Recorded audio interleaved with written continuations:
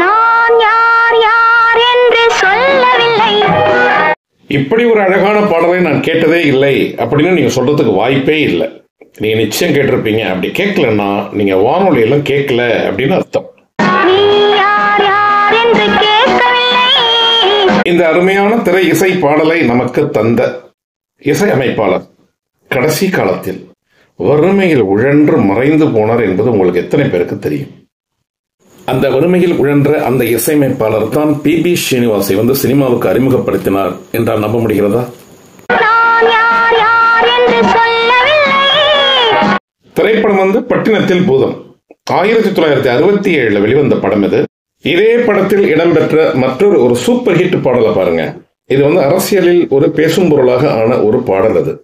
அதாவது கவிஞர் கண்ணதாசன் வந்து கர்ம வீரர் காமராஜுக்கு வந்து அந்த காங்கிரஸ்ல சேருவதற்கு ஒரு மெசேஜ் கன்வே பண்ணாரு இந்த பாடல் மூலமா அப்படின்னாங்க. அந்த பாடல், இந்த பாடலை இசையமைத்ததும் இதே இசையமைப்பாளர் தான்.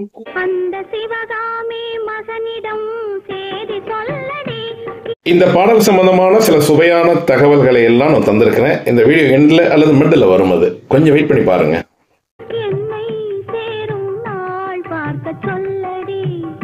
ஜாவர் சீதாராமன் தான் கதை. சாரதா புரொடக்ஷன் தயாரிச்சது. இப்போ அது முக்கியம் இல்லை நமக்கு.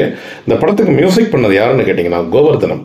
இந்த கோவர்தனம் இசையமைப்பாளராகத்தான் இருக்க வேண்டும். வேற லீடிங், அப்புறம் லீடிங்னா நம்பர் 1 நம்பர் 2ல இருக்கிறவங்கெல்லாம் எனக்கு வேணாம், இந்த கோவர்தனம் தான் மியூசிக் பண்ணணும் அப்படின்னு சொல்லி ஜாவர் சீதாராமன் அடம் பிடித்து சாரதா புரொடக்ஷன்ல சொல்லி அவர் தான் இதுக்கு மியூசிக் போட்டார். இதுக்கு முன்னாடியே அவர் நிறைய படங்களுக்கு இசையமைத்திருக்கின்றார் கோவர்தனம். இருந்தாலும் இந்த படத்துக்கு வந்து கோவர்தனம் இசையமைச்சா நல்லா இருக்கும், ஏன்னா கொஞ்சம் டெக்னிக்ஸ் மெட்டர்லாம் இருக்கு அப்படின்னு சொன்னதாக தகவல். கர்நாடக சங்கீதத்தை கரைத்து குடித்த, அதாவது ரொம்ப மெத்த படித்தவர் இவர், ஸ்வரம் எழுதக்கூடியவர் கோவர்தனம். அந்த கோவர்தனம் என்கின்ற இசை மாமேதையை பற்றித்தான் இந்த வீடியோவில் நாம் காணப்போகின்றோம். நிறைய சங்கதிகள் இருக்கு. இது மட்டும் படங்கள் அல்ல, மிக நிறைய படங்கள், அதிலும் மிக பிரபலமான பாடல்களுக்கெல்லாம் இசையமைத்தவர் திரு கோவர்தனம். இறுதி வரை பாருங்கள். இந்த படத்தை பத்தி கொஞ்சம் பார்ப்போம். அது பட்டினத்தில் பூதம் அப்படிங்கிற படம் வந்து வெளிநாட்டு படத்தை தழுவி எடுத்த படம். ரீமேக் தான், அந்த ஸ்டோரி மட்டும் எடுத்துக்கிட்டாங்க. அதை வந்து அவங்க இங்க சார்ட் அவுட் பண்ணது வந்து ஜாவர் சீதாராமன். இதுல வந்து ஜெய்சங்கர் ஹீரோவாக நடித்திருக்கின்றார். அதே மாதிரி KR. Vijaya, Mahesh, VK. Ramasamy, வி.எஸ். ராகவன்லாம் நடிச்சிருக்கிறாங்க. MV. Raman அப்படிங்கிறது தான் டைரக்ட் பண்ணது இந்த படத்தை. இந்த படத்துக்கு வந்து கோவர்தனம் மியூசிக்கா போட்டதுக்கு முக்கியமான காரணம் ஜாவர் சீதாராமன் அப்படின்னு சொன்னோம். அதுக்கு காரணம் என்ன அப்படின்னு கேட்டீங்கன்னா, அந்த கதை அம்சத்துல வந்து நிறைய டெக்னிக்ஸ் இருக்கு. ரீ ரெக்கார்டிங் நல்லா இருக்கணும். ரீ ரெக்கார்டிங் வந்து மிக பிரம்மாண்டமா பண்ணுவார். நிறைய இசையமைப்பாளருக்கு அந்த காலத்திலேயே கூட மற்ற இசையமைப்பாளர்களுக்கும் இந்த ரீ ரெக்கார்டிங்கெல்லாம் ஹெல்ப் பண்ணுவார். அதனால அந்த ரீ ரெக்கார்டிங்கை எய்ம் பண்ணி இவரை தான் நியமித்திருக்கின்றார்கள்.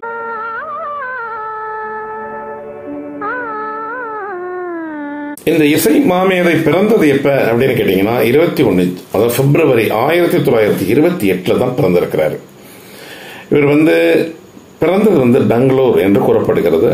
அவர் வசித்ததெல்லாம் வந்து கரூர் மாவட்டத்தில் உள்ள குளித்தலையில் வசித்தார் என்றும் கூறப்படுகிறது. அதற்கு பிறகுதான் அவர் சென்னைக்கு வந்தார்.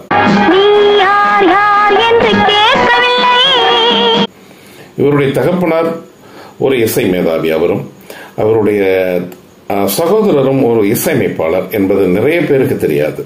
இவருடைய சகோதரர் தான் சுதர்சனம் என்பவர். 2 பேருமே சேர்ந்து தான் எல்லா படத்துக்கும் சில படங்களுக்கெல்லாம் மியூசிக் பண்ணியிருக்காங்க.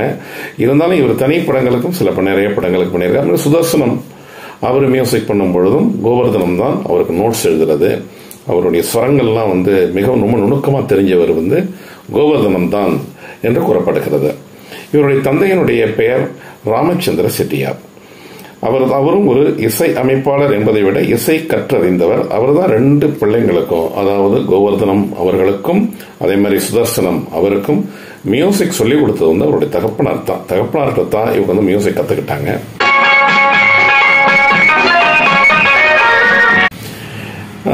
திரு கோவர்தனம் அவர்கள் 3 மொழி தெரிந்தவர்கள் என்று கூறப்படுகிறது. அவருக்கு வந்து ரொம்ப 3லயும் ஃப்ளூவெண்ட், ரொம்ப ப்ரொஃபிஷியண்டா பேசுவார். அவருக்கு வந்து தெலுங்கு அவருடைய மொழி ஃபர்ஸ்ட் லாங்குவேஜாக இருந்தாலும் கூட அவர் வந்து கன்னடம் மற்றும் தமிழில் மிக மிக மிக அற்புதமாக பேசக்கூடியவர். அதனால்தான் 3 படங்களில் ஒரு பணியாற்றி இருக்கின்றார். இன்னும் சொல்ல போனா அந்த தெலுங்கு படங்களுக்கு 2-3 படங்களுக்கு மியூசிக் இவர் MS விஸ்வநாதன் மியூசிக் பண்ணும் பொழுது இவர் தான் கூட இருந்து அவருக்கு கோஆபரேட்டிவா இருந்திருக்கிறாரு. அதனால அந்த படங்கள் எல்லாம் MS விஸ்வநாதன் கோவர்தனம் அப்படின்னு தான் போடுவாங்க. அதுல கர்ணா அப்படிங்கிற ஒரு படம், அதுமாரி தல்லினி மச்சினி தல்லினி அது இன்னொரு தெலுங்கு படம், 2க்கும் கோவர்தனம் தான் இசை. தமிழில் அவர் படைத்த படைப்புகள் பட்டணத்தில் பூதம் மிக பிரமாதமான படம் என்றாலும் கூட அது பிறகு வந்தது. இவருடைய முதல் படம் கோவர்தனம் அவர்களுடைய டெபியூட் பிலிம் எது அப்படின்னு கேட்டீங்கன்னா வெரி ஃபர்ஸ்ட் ஜாதகம் அப்படிங்கிற படம் தான். அது ஜாதக பலம், ஜாதகம் பலா அப்படின்ட்டு, ஜாதகம் பலாங்கிறது கன்னடத்துல, ஜாதக பலம் அப்படிங்கிறது தெலுங்குலையும், தமிழில் ஜாதகம் அப்படிங்கிற பெயரில் வெளிவந்த படம். அதில் தான் முதலில் இசையமைத்திருக்கின்றார் கோவர்தனம். இன்னொரு சிறப்பு செய்தி என்னன்னு கேட்டீங்கன்னா, அந்த ஜாதகம் அப்படிங்கிற தமிழ் படத்துல தான் நம்முடைய ஸ்ரீனிவாஸ், BV ஸ்ரீனிவாஸ் அதுல அறிமுகமாகி இருக்கிறாரு.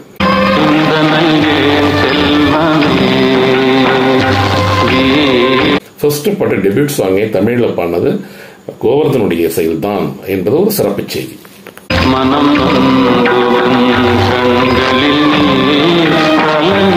இந்த சிறந்த இசை மாமேதை திரு கோவர்தனம் அவர்களிடம் உள்ள ஒரு சிறந்த பண்பு என்ன என்றால், எந்த ஒரு மியூசிக் டைரக்டர் போயிட்டு எனக்கு சான்ஸ் கொடுங்க, வாய்ப்பு தாங்க அப்படின்னு அவர் கேட்டதில்லை. இவரிடம் வரும் வாய்ப்பை இவர் விடுவதும் இல்லை. அதனால தான் இவர் நிறைய ஒரு வருஷத்துக்கு 4 படம் 5 படம் அப்படிலாம் பண்ணது கிடையாது. மொத்தமாகவே ஒரு 15-20 படங்கள் பண்ணியிருந்திருக்கலாம். அதிலும் கூட ஒரு வருஷத்துக்கு ஒரு படம், சில சமயங்களில் வருஷத்துக்கு 2 படம் மட்டும் தான் பண்ணியிருக்கிறாரு அப்படின்னு ஒரு செய்தி சொல்றாங்க. சிறப்பு. இன்னொரு முக்கிய சிறப்பு என்னன்னு கேட்டீங்கன்னா, இவருடைய சகோதரரை விட்டு கொடுக்க மாட்டார். சில காலகட்டங்களில் அவருடைய சகோதரருக்கு வாய்ப்பு இல்லாத நேரங்களில் இவர் இசையமைக்கும் படங்களில் அவரையும் சேர்த்துக் கொள்வார்.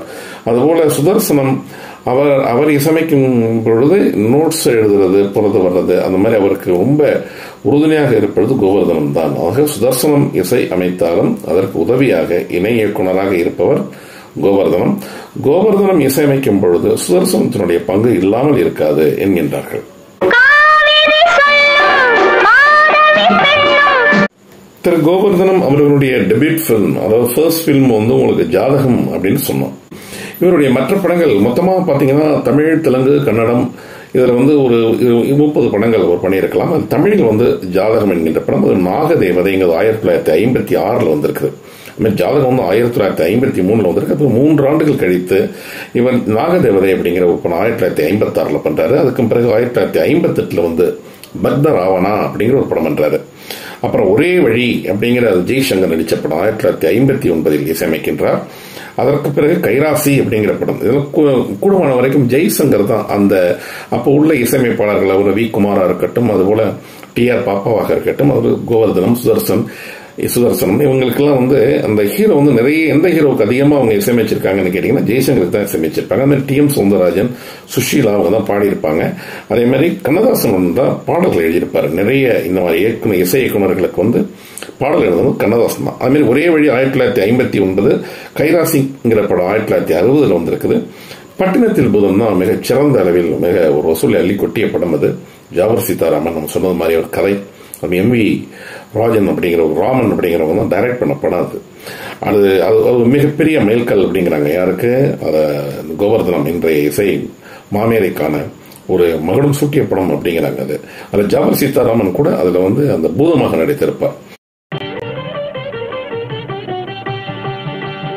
அந்த பாடல் ஒரு சிறப்பு என்னன்னு கேட்டீங்கன்னா, அதுல கண்ணதாசன் தான் எழுதுறாரு அந்த பாட்டை. அது அப்பொழுதைய முதல் அமைச்சர் யாருன்னு கேட்டீங்கன்னா காமராஜருக்கு இன்டைரக்டா ஒரு செய்தி, ஒரு மெசேஜ் கொடுப்பாரு அப்படின்னு ஒரு செய்தி கேள்விப்பட்டிருப்பீங்க நீங்க. அந்த சிவகாமி மகனிடம் செய்தி சொல்லடி,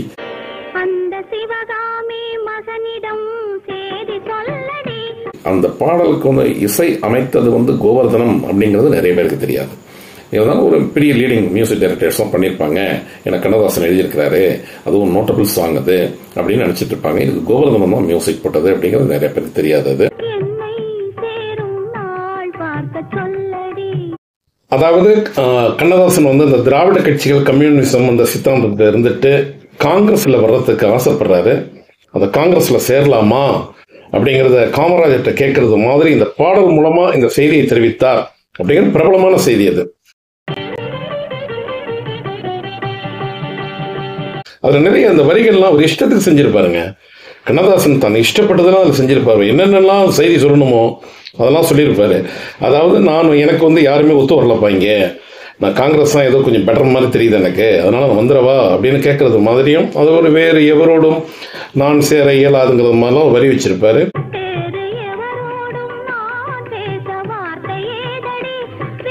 அதனால நல்ல டேட்டு பார்த்து சொல்லுப்பா, நான் வந்து உங்க கட்சியில சேர்ந்துக்கிறேன் அப்படின்னு ஒரு கன்வீனியன்ஸ் கொடுக்கறது மாதிரி இந்த பாடல் அமைந்தது அப்படிம்பாங்க. டி.எம். சௌந்தரராஜனும் சுசீலாவும் பண்ண பாட்டு தான் அதுல. டி.எம். சௌந்தரராஜன் நிறைய வேலை வாங்கியிருப்பாரு கோவர்தனம் இந்த இதுல. ஏன்னா அவர் போர்ஷன் பார்த்தீங்கன்னா ரொம்ப கஷ்டமான போர்ஷன், ரொம்ப பிரம்மாண்டமான ஒரு ஆலாபனை வரும் அதுல, ரொம்ப மடிச்சு வரும் அது.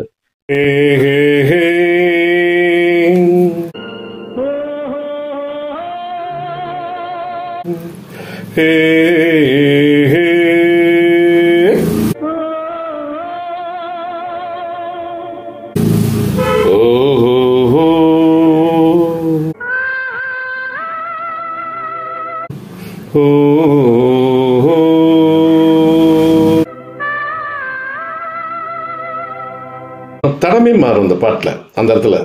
அப்போ ஒரு வயலின் பீஸ் கிட்டத்தட்ட 50 வயலின் வாசிச்சிருக்க மாதிரி ஒரு நல்ல ஒரு இது கொடுத்திருப்பாரு, ஃப்ரேஸ் ஒன்று கொடுத்திருப்பாரு, பிரம்மாண்டமான ஃப்ரேஸ்.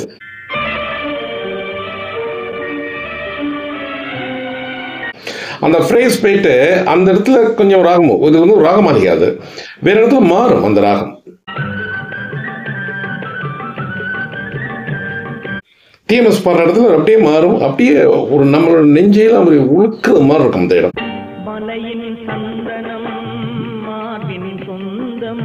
அந்த ஆரம்பிக்கிறது இப்பேற்பட்ட ஒரு பிரம்மாதமான டியூனை போட்ட கோவர்தனம் இவர் ஒரு மிகப்பெரிய ஒரு லீடிங் மியூசிஷியனா வராதது ஏன் அப்படிங்கிறது பல பேருடைய கேள்வி.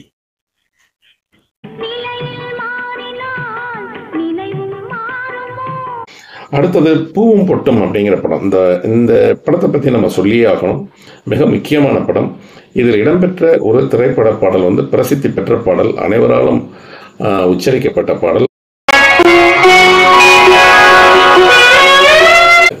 அது 1968 வந்த படம் பூவும் பொட்டும் அப்படிங்கிறது. அஞ்சல் பெட்டி அப்படிங்கிறது 1969 வருது. அது மாதிரி பொற்சிலை அப்படிங்கிற ஒரு படம், அதுவும் 1969. இந்த 1969 மட்டும் 2 தமிழ் படங்களுக்கு மியூசிக் பண்ணியிருக்கிறார் கோவர்தனம். அது மாதிரி வரப்பிரசாதம்ங்கிற படம் ஒரு பிரம்மாண்டமாக ஓடின படம். அது அந்த படத்தில் மிக சிறப்பான பாடல் இருக்கிறது.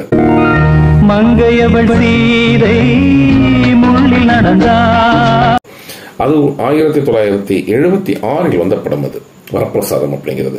அது மாதிரி ஒரு கடவுளின் தீர்ப்பு அப்படிங்கிறது தான் ஒரு லாஸ்டா பண்ண பிலிம் அப்படிங்கிறாங்க. அது 1981 ரிலீஸ் ஆன கடவுளின் தீர்ப்பு தான் கோவர்தனம் அவர்களுக்கு கடைசியாக அவர் இசையமைத்த படம்.